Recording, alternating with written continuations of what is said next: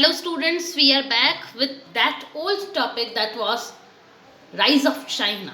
हमने चाइना की एक पावर के बारे में डिस्कस किया था, आगे कुछ और पावर्स के बारे में डिस्कस करने वाले हैं हम इस वीडियो में। और इसके साथ ही साथ हम Indo China means India and China के रिलेशनशिप को डिस्कस करेंगे। And the last part of this video हम डिस्कस करेंगे कुछ पिक्चर्स को लेकर। As I told you earlier कि पिक्चर बेस्ड क्वेश्चन आते हैं, तो उसको लेकर भी हम लोग डिस्कस करेंगे इस वीडियो में। और नेक्स्ट वीडियो में हम इस चैप्टर को और भी कंटिन्यू करेंगे। So students, let us start. आज की डेट में इंडियन रुपी का जो रेट है वो चाइनीज़ युआन से कंपेयर करके देखें, then 1 Chinese yuan is equals to 10.83 Indian rupees. Means जो चाइना इंडिया के बाद इंडिपेंडेंट हुआ था, ठीक है, 1947 में इंडिया को इंडिपेंडेंस मिली थी और 1947 इंडिया, 1949 चाइना, हमसे लेट उसको इंडिपेंडेंस मिली, सॉवरेनिटी मिली, ठीक है। लेकिन फिर भी आज अगर अपन रेट देखें तो 10.8 इंडियन रुपी चाइनीज़ युआन का रेट है। Again this is also a good example of Chinese success. आगे बात करें हम लोग, हाँ, चाइना में पुअर्टी रेट की बात करते हैं। हम लोगों ने पहले ही बात की थी कि चाइना जो था अर्लियर, चाइना की सिचुएशन कुछ ऐसी थी। यहाँ आप देख सकते हैं फार्मर्स हैं बहुत ज़्यादा और चाइना इतना एम्पावर्ड नहीं था। लेकिन चाइना ने पुअर्टी रेट को कम करने के लिए, आप यहाँ पे देखेंगे बहुत अच्छा ग्राफ है, CGTN का ये आर्टिकल आपके सामने देखने को मिल रहा है। अंडर दिस आर्टिकल चाइना ने क्या किया, मैं थोड़ा सा जूम कर लेती हूँ, आपको अच्छा से दिखेगा थोड़ा सी चार्ट ग्राफ। हाँ स्टूडेंट्स, चाइना ने जो रूरल पुअर्टी रेट है उसको 2020 तक कंप्लीटली अबालिश करने का टारगेट रखा था और चाइना बहुत अच्छे से बढ़ रहा था कि चाइना में पुअर्टी रेट लेस देन 2 हो गई थी। लेस देन 2% चाइना की रूरल पुअर्टी रेट हो गई थी। 2020 में कम्प्लीटली अबॉलिश करने वाला था चाइना, लेकिन due to this corona pandemic China को थोड़े से और चैलेंजेस फेस करने को अब पड़ेंगे। लेकिन इसका मतलब ये नहीं है कि चाइना के लिए पुअर्टी रिड्यूस करना बहुत बड़ी बात है। Due to this corona pandemic China के लिए आज भी इतना बड़ा चैलेंज। चाइना की ज्योग्राफी अगर अपन देखें तो वो अर्बन एंड रूरल में क्लियर कट डिवीज़न आपको देखने को मिलेगा चाइना में।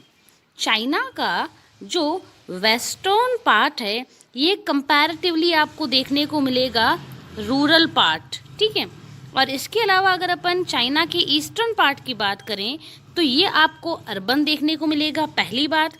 और दूसरी अगर अपन बात करें तो ये वेल डेवलप्ड है। इंडस्ट्रियलाइजेशन भी चाइना के ईस्टर्न पार्ट का ही ज़्यादा हुआ है, ठीक है। जबकि चाइना का वेस्टर्न पार्ट जो है यहाँ पे रूरल पॉपुलेशन ज़्यादा है, बहुत ज़्यादा बैकवर्ड है, इंडस्ट्रियलाइजेशन इसका हुआ नहीं है और कई सारे यहाँ पे फार्मर्स जो है वो यहीं पर रहते हैं, ठीक है। इसलिए चाइना का एक पार्ट जो है वो तो वेल डेवलप्ड है, ठीक है। वहाँ पे इतना ज़्यादा चाइना को वर्क करने की फ़िलहाल रिक्वायरमेंट नहीं है।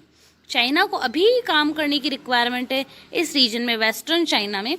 दैट्स वाई चाइना आज इस पे वर्क कर रहा है और चाइना ने 2020 तक पुअर्टी रेट अबॉलिश करने की 0% तक लाने की बात भी चाइना ने कही है।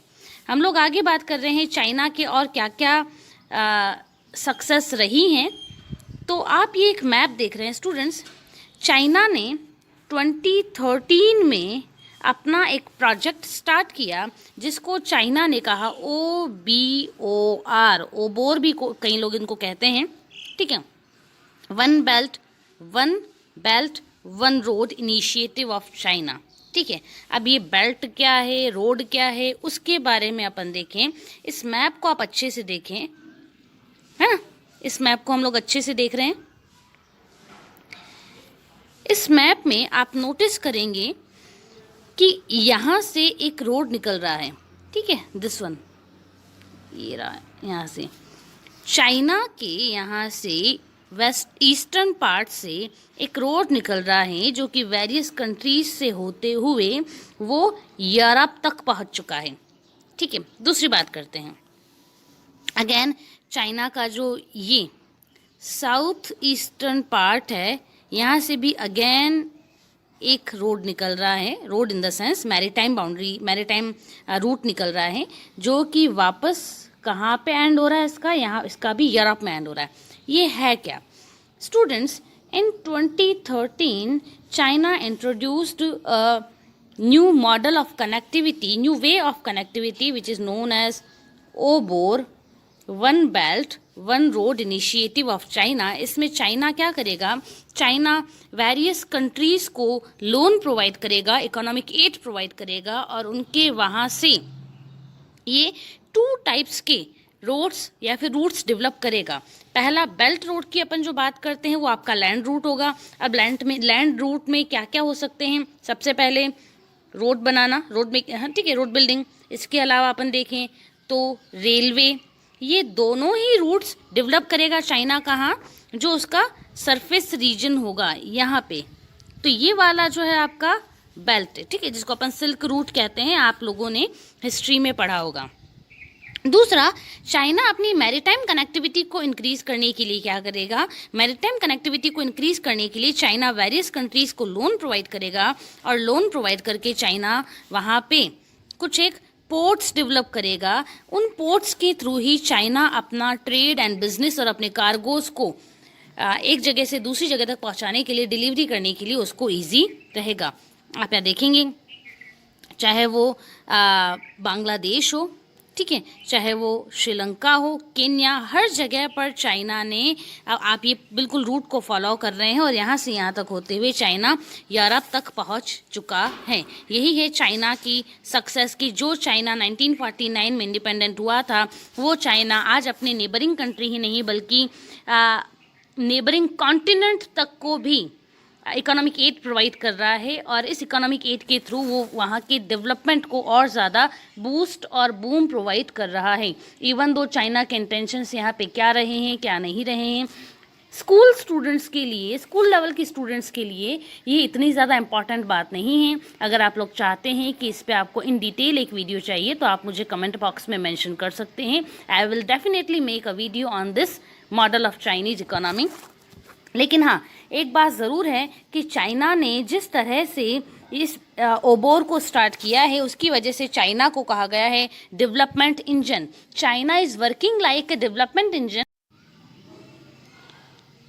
स्टूडेंट्स, अभी तक हम लोगों ने चाइना की इकोनॉमी के सिर्फ एक शाइनिंग पार्ट की ओर ही देखा है, but there is a dark part of Chinese economic growth. कौन कौन से डार्क पार्ट हैं उसकी ओर अगर अपन बात करें तो चाइना में जो अनएम्प्लॉयमेंट का रेट है वो यहाँ पे ज़्यादा है, 2016 में ज़्यादा था। चाइना ने जैसे पोवर्टी को मिटिगेट करना है, वॉर अगेंस्ट पोवर्टी चाइना ने चलाया था, वैसे ही चाइना ने अनएम्प्लॉयमेंट को भी अबॉलिश करने की बात कही, रिमूव करने की और मिटिगेट करने की बात कही।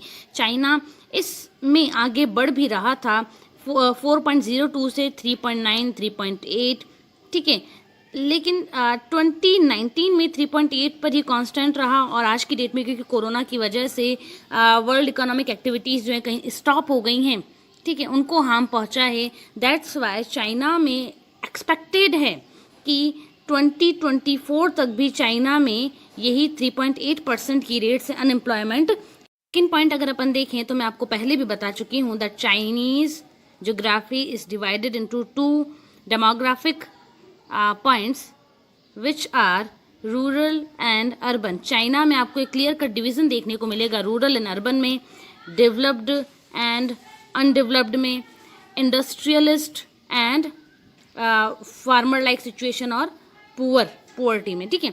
तो यहाँ आपको चाइना में एक क्लियर कट डिवीज़न देखने को मिल रहा है, और यही clear cut division economic growth की, इकोनॉमिक डेवलपमेंट की इनइक्वालिटी को शो करने का काम करता है, which is not a good sign for a developed country और अ सुपर पावर।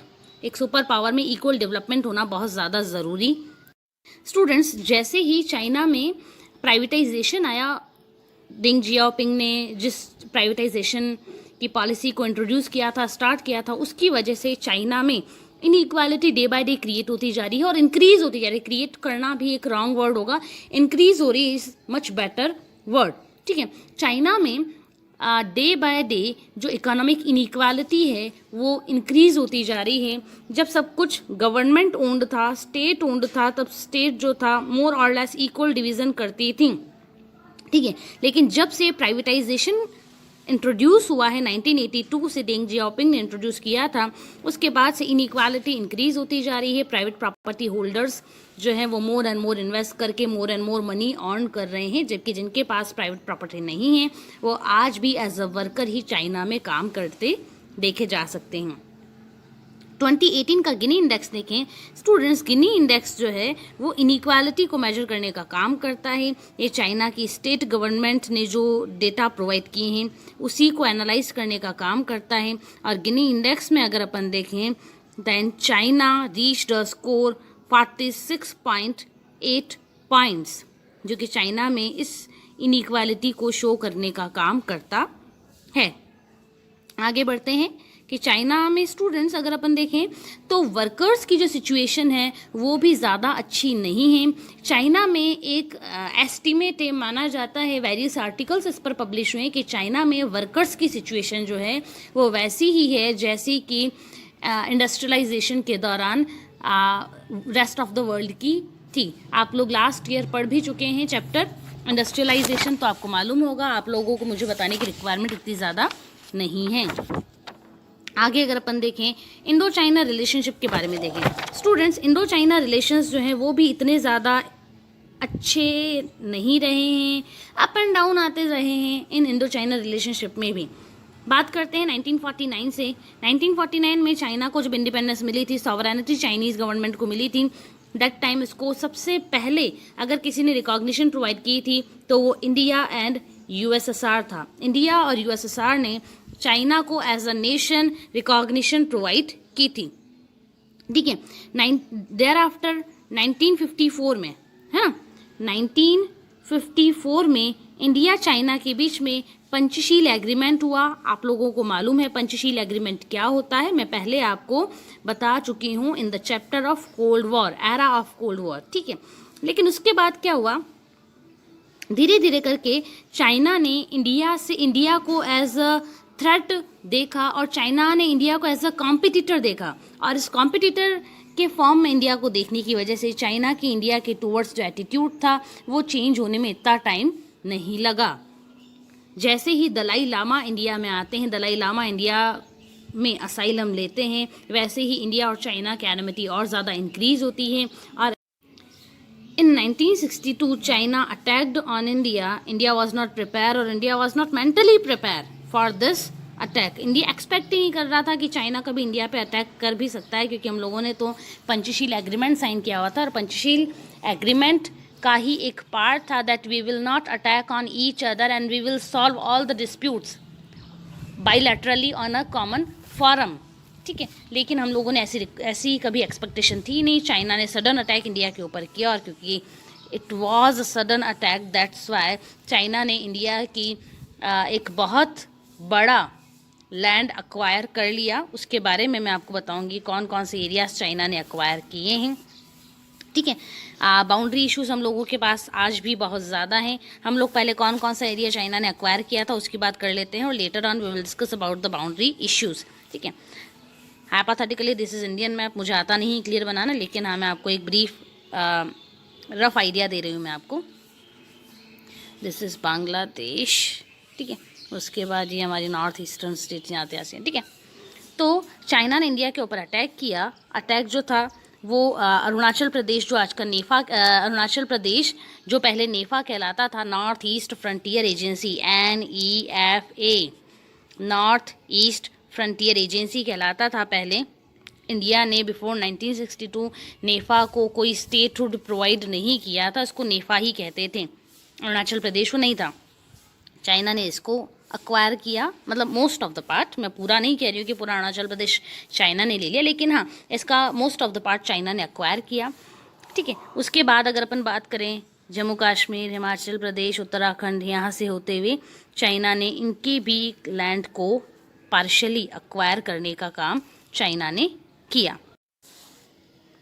और students you can see here economic relationship between both countries.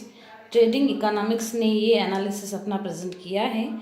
Earlier हमारा इम्पोर्ट चाइना से ज़्यादा था, लेकिन अब हम लोगों ने अपने इम्पोर्ट्स को थोड़ा सा रिड्यूस किया है, जबकि हमारे एक्सपोर्ट्स इंक्रीज़ हुए हैं।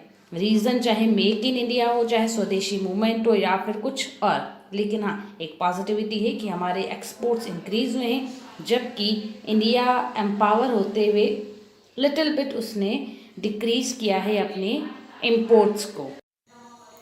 Students, since 2018 informal annual summits are started between both countries. There is a difference between formal and informal. Actually जो फॉर्मल समिट्स होते हैं उसमें एजेंडा वेल डिसाइडेड होता है, कौन कौन से पॉइंट्स को लेकर डिस्कशन होगा ये वेल डिसाइडेड होता है, जबकि जो इनफॉर्मल समिट्स होते हैं इसमें एजेंडा डिसाइडेड नहीं होता है।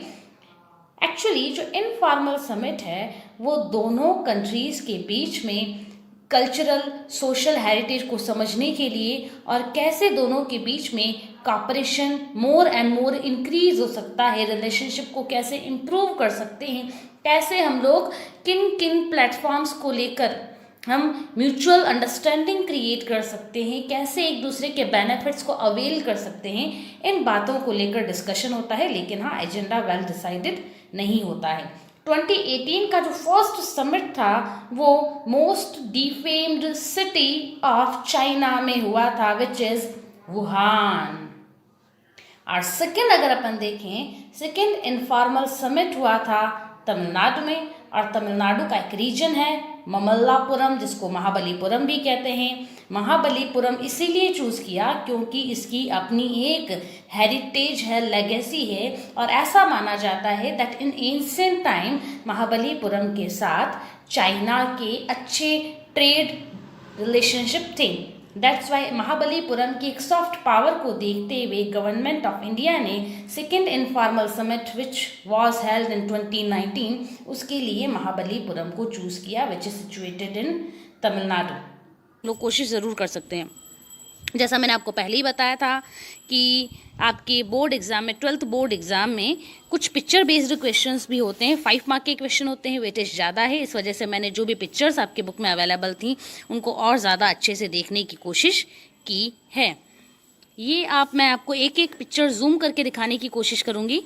Students, this is great wall of China. Actually China के ऊपर जो सेंट्रल एशियन कंट्रीज़ हैं वहाँ से ज़्यादा अटैक होते थे, इस वजह से चाइना के जो रूलर थे, एंशिएंट रूलर जो थे, उन्होंने चाइना में एक वॉल बनवाई अपनी सिक्योरिटी के लिए। और ये वॉल जो थी क्योंकि बहुत बड़ी थी और आप देख ही सकते हैं अभी भी चाइनीज़ ये वॉल माना जाता है कि वो स्पेस से भी आप देख सकते हैं, इम्पॉर्टेंस बहुत ज़्यादा है। दैट इज़ वाई 1987 में इसको as a UNESCO site, world UNESCO site में लिस्ट किया गया। और ये चाइनीज़ जो वॉल है ये 7 वंडर्स में से एक है। स्टूडेंट्स, अगर अपन इस पिक्चर की बात करें तो इस पिक्चर का जो फर्स्ट पिक्चर है, ठीक है, तो वो आप इंडिकेट कर रहा है माओ जेडोंग की ट्रेडिशनल इकोनॉमिक सिस्टम को, जबकि ये पिक्चर इंडिकेट कर रही है modernisation in Chinese economy. Hu Jintao Chinese leader रह चुके हैं और यही शो कर रहे हैं कि कैसे ये रेड बुक रेड टाई में कन्वर्ट हो चुकी है। ये फ्रॉम ट्रेडिशनलिज्म टू मॉडर्नाइजेशन में इंडस्ट्रियलाइजेशन हुआ है, वेस्टर्न मॉडल को भी फॉलो करने का काम हमने किया है। तो सेकंड फोटो जो है आपका वो इंडिकेट कहाँ करता है, सबसे पहले वेस्टर्नाइजेशन, इंडस्ट्रियलाइजेशन एंड मॉडर्नाइजेशन को इंडिकेट करता है, डिपिक्ट करता है आपका सेकंड पिक्चर। हम लोग बात कर रहे हैं इस साइकिल की। स्टूडेंट्स, बहुत इंपॉर्टेंट बात है, 2020 के एनुअल बोर्ड एग्जाम CBSE में ये पिक्चर 5 मार्क का पिक्चर बेस्ड क्वेश्चन आया था। है क्या, एक बार ब्रीफली बता दूं।